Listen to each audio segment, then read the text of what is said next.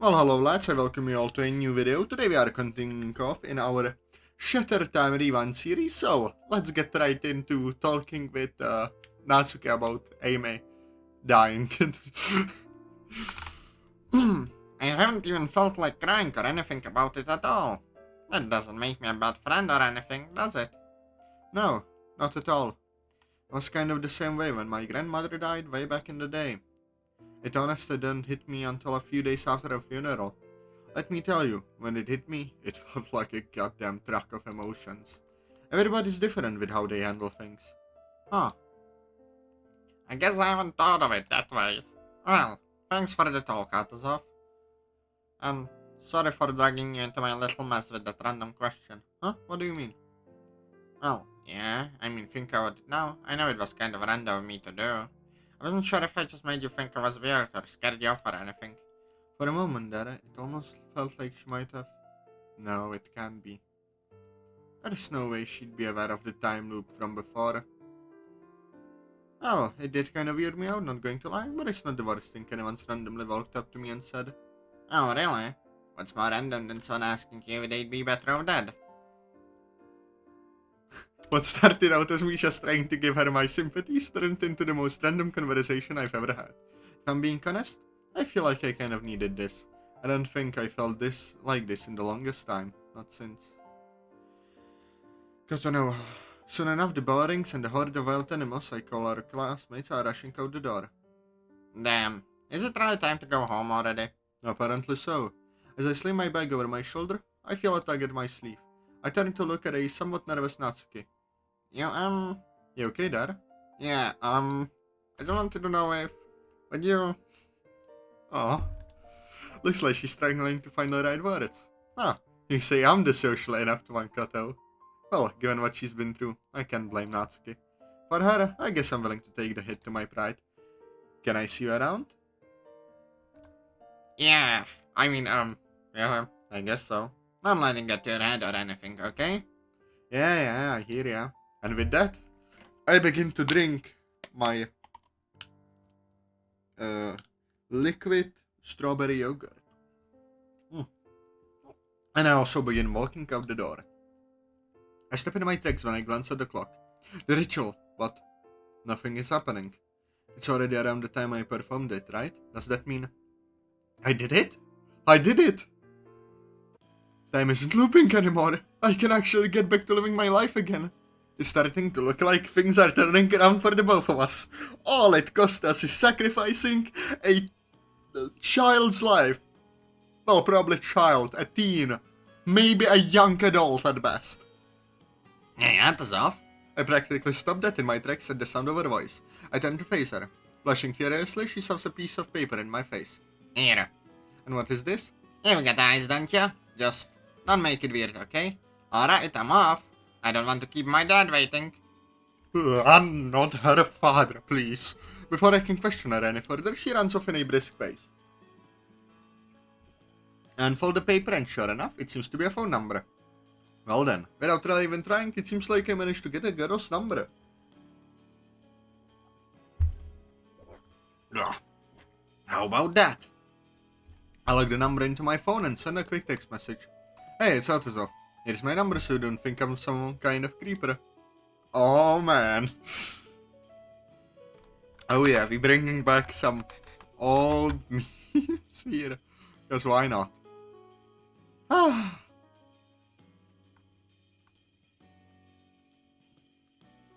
Whew. I put my phone away and make my back home. What? Huh? I cannot read, sorry. I'm just about home when I feel a vibration from my pocket. I get out my phone to see a text notification. Got it. I guess that settles that. I put my phone away and make my way inside. On one hand, it's a shame they don't use EMR phone. On the other, unless you plan to make a lot of text convos, you don't really need the EMR phone. Because it's a pain a bit to set up and it's a neat thing, but you can make it like this and it works just as well. Well, that was boring and pointless. I'll take boring and pointless over breaking into Natsuki's home like 50 times. I had dinner with mom as usual and did whatever homework I had. I decided to sneak into the basement while Mom wasn't really paying attention to check on Natsuki's diary. Sure enough, it was still there just as Yuri said it would be. Given the conversation I had with her, I don't think there'd be any harm in trying to learn a little more about Natsuki. Unlike Aiko, though, I can make it obvious that I know her deepest, darkest secrets. How about not look at it, Atazoth? Let me see here. Is there anything else about Kotonoha in here? Wait, what's this all about? June 2nd, 2019. Wait, wrong voice. Dad, I tried making some of my special cupcakes for the both of us today in the hopes of cheering him up. A lot of my friends love them, so I figured he at least appreciated that he at least would appreciate the thought. If he did though, he didn't really show it outside of just mumbling something that sounded like thanks. There's not much else to do in the house, so I want to try and work on keeping things neat and tidy so this place doesn't look like hell.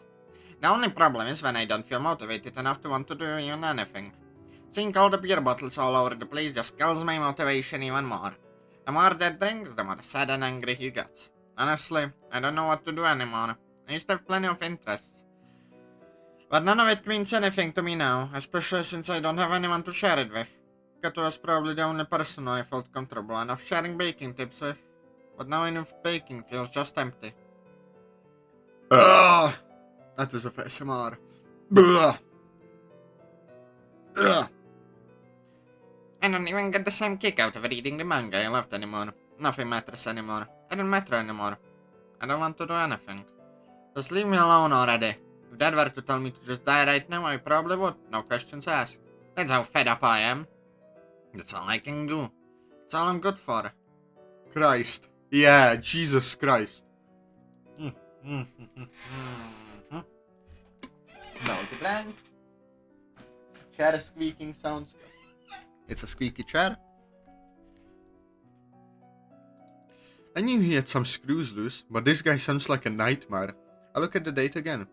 This entry and the next one were written just the day she was supposed to die. It's almost freaky. The internet has ruined that word for me. Think about it. I press onward. June 3rd, 2019, the date of her death. I spoke to wrong voice, Jesus Christ!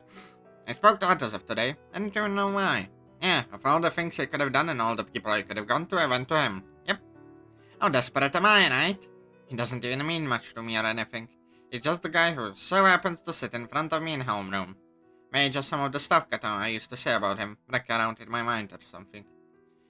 It's almost been a year since she passed away and I've been thinking about her every so often. Well, whatever. I still spoke to him.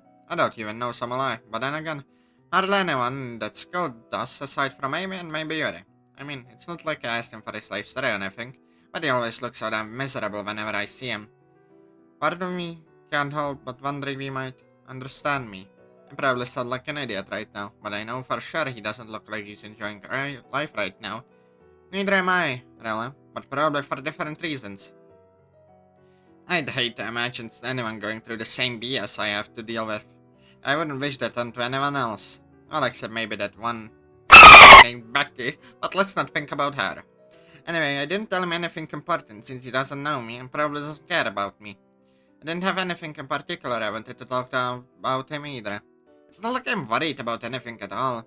It's nothing. I just ask him a random question, that's all. Nothing more and nothing less. So, literally right up until the night before she was supposed to die. I still can't say if I understand you a little better or not yet, Natsuki. This is just a theory, but given that Kotonoha has been on the brain for the both of us, I can't help but wonder if that played a part in why she talked to me. About to close the book when I turn the page a bit and see something written. Wait, huh? That should be the end, right? This was the day she died.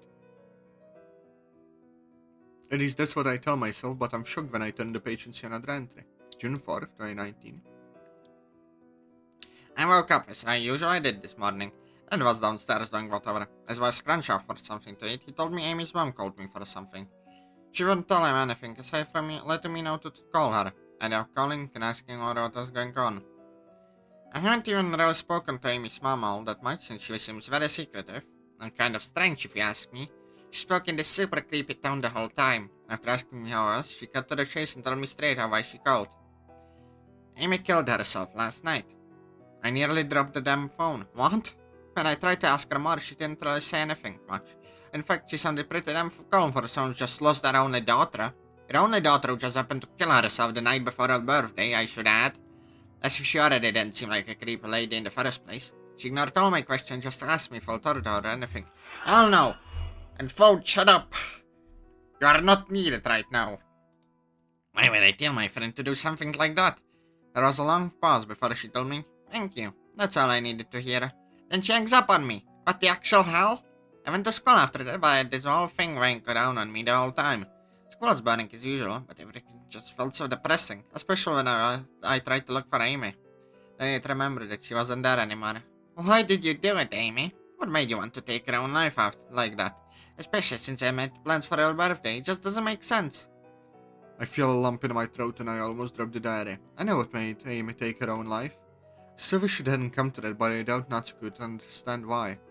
There's still more to the diary entry. This one is surprisingly kind of long compared to the other ones, so I'll continue, despite this awful pit in my stomach. When it was time for homeroom, I was almost late. I could have honestly cared less about school today, given the mood I was in, but I lost track of time. I didn't even feel like coming today, but Dad told me I had to. Then again, I didn't tell him why I was feeling like crap in the first place, since I doubt he'd really care. I saw Atazoth again, right in front of me as he usually was. I was a little shocked when the teacher went up to the class and talked a little about Amy. I wouldn't say what happened, most likely out of respect for Amy's family or something, but I knew exactly why she wasn't here anymore. After he was done talking, there was a free period. Mamma mia, free period! I am going insane, I'm sorry. This voice is real hard to keep for this long.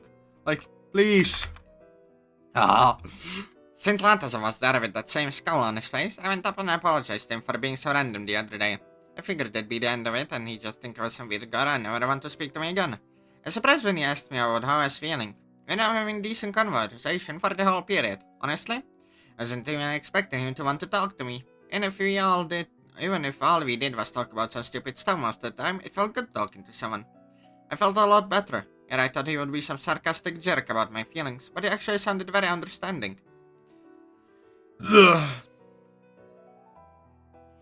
Atazoth SMR. I told him how empty Amy's death day made me feel, and I questioned if I was a bad friend or something, but then he told me about his grandma passing away and how he felt numb to it at first. It seems like everything about Kotonoa said about him was true, after all. Other people gossip about how he's just this insufferable asshole, and how no one liked him, but maybe they're all wrong. I don't know. I don't even know what I'm talking about anymore. Speaking of Koto, I remember how close they were just based on how she talked about him in the past. It's kind of strange, don't you think? If Amy were here, she'd probably say something stupid like, fate is strange in that way. Well, Amy, seems like you were kind of right about that. I don't know what in God's name possessed me to do it, but I even gave Atazoth my phone number. That had to be one of the cringiest things I've ever done. I wasn't sure if he'd even text or call me, but he did send me a little courtesy text, so I'd have this number and I'd think he was a creep. Jeez. I still remember the rumors about the creep that was apparently stalking Koto. I hope I never go through that. Anyway, today started out like that, but I had a very nice surprise near the end. Maybe now I can see why Kotonoa liked this guy so much. I closed the diary and placed it on my I cannot speak. Nightstand before rolling over into my bed. Yeah, that entry was a lot to take in. Aside from the fact that I shouldn't even be seeing it right now, there's quite a bit to process here. Well, Natsuki, I can't say whether or not I live up to her expectations, but for whatever reason, Natsuki reached out to me and seemingly made it clear she is more than fine with me being still around. Considering what she's gone through, I don't have it in me to just be a total asshole to her after she indirectly went to me for help. I'm not sure if I'm tempting fate here, but maybe I'll just go along and see how things turn out. Overthinking about it right now isn't going to help anything right now.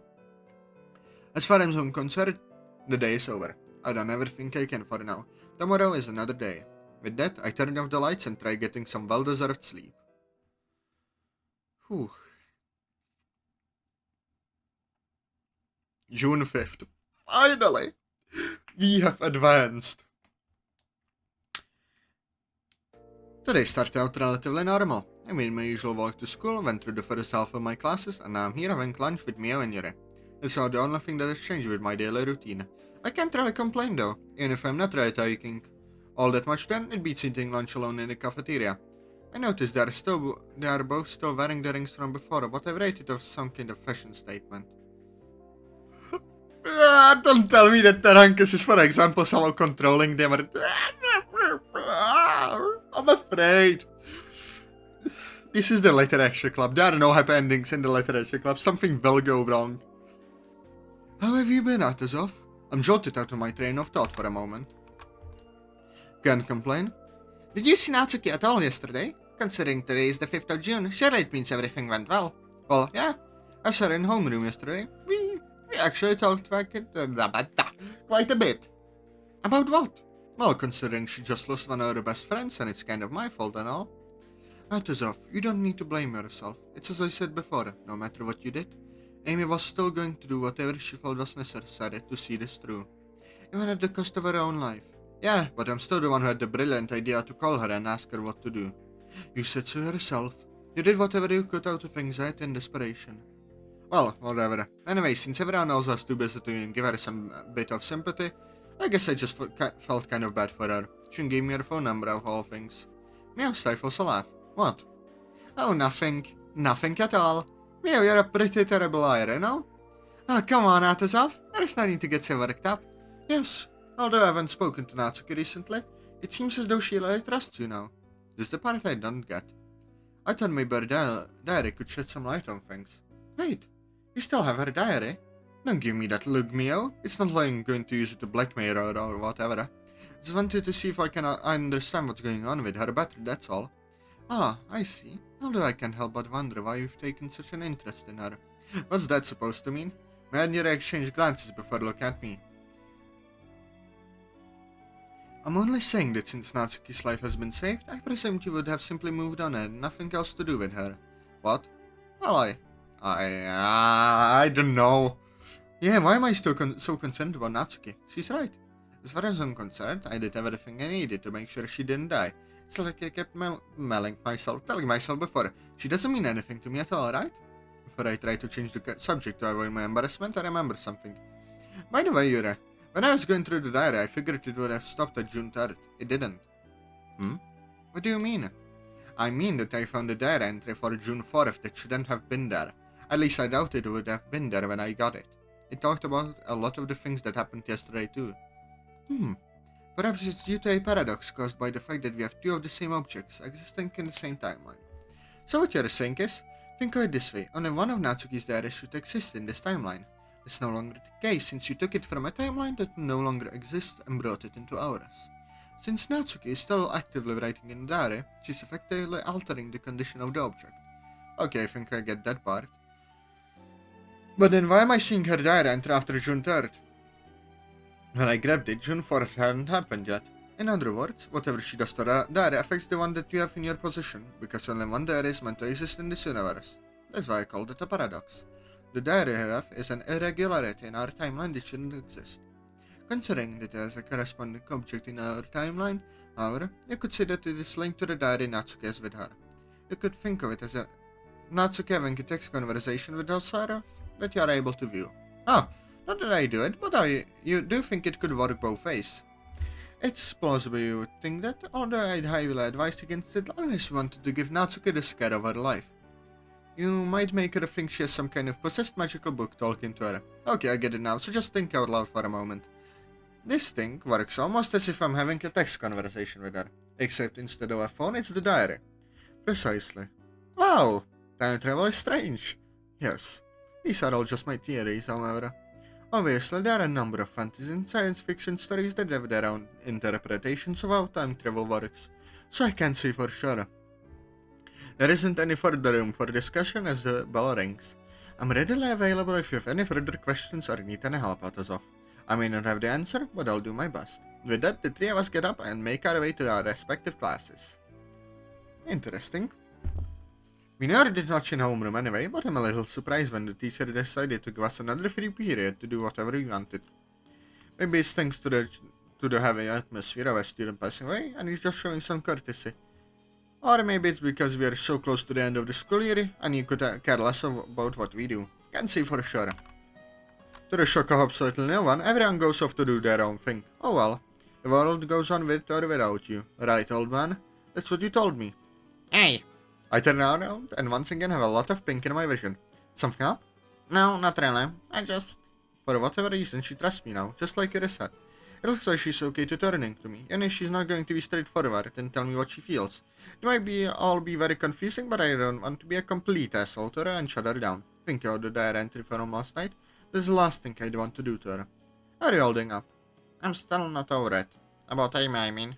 I'd be kind of shocked if you were. And what's that supposed to mean? I mean, you just lost an important person in your life, right? That kind of thing leaves some deep emotional scars on you. At least I don't think it's the kind of thing where you wake up and you feel like everything is sugar-coated rainbows. I guess that's true. It still doesn't help that I've been feeling like crap. Wish I knew how to fix that. If you ever figure out something, feel free to let me know. So about you then? What about me? Well, it's not like I care or whatever, but it sounds like you've been down in the dumps a lot lately. I know Amy used to point that out to me. Wait, so was she actually spying on me? Huh? I mean, I always had the feeling that someone was looking at me. I just had no idea who it was. That conversation with Amy never happened to you yet. Don't blow your cover. I didn't say spying on you, but she was kind of fascinated by you for some reason. That's not concerning at all. That pervert. Don't linger to or whatever. Amy? She was always kind of a weird person. I guess both of us were kind of outcasts in a way. Maybe that's why we got along so well. I always thought that Amy was very strange, but it's kind of weird hearing someone about her talk like this. Anyway, that's where I'll end it today, lads. Today was a surprisingly normal episode with nothing bad happening. Which is strange. But hey, good. Anyway, I'll see you later, lads. Have a good one. Bye bye!